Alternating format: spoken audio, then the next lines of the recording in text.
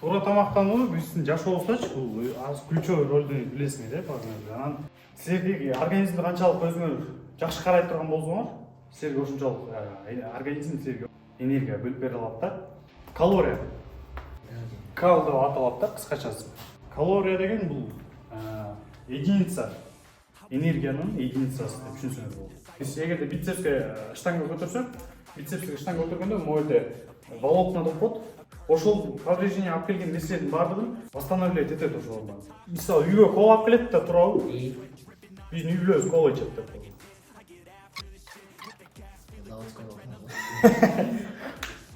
Эми алып келип атат. Өзүбүз тыя албай биз ичип коюп атпайлыбы? Анын үчүн үйдөгүлөр ичпеш керек депчи. Адам өзүн тыя турган болсо, нафисиң тыя турган болсоң, сен аны ичпей коесуң. Оңой нерселер да. Кылбай коесуң. Анткени учурда мисалы силер мынакей эртеден бери мына карагыла, силер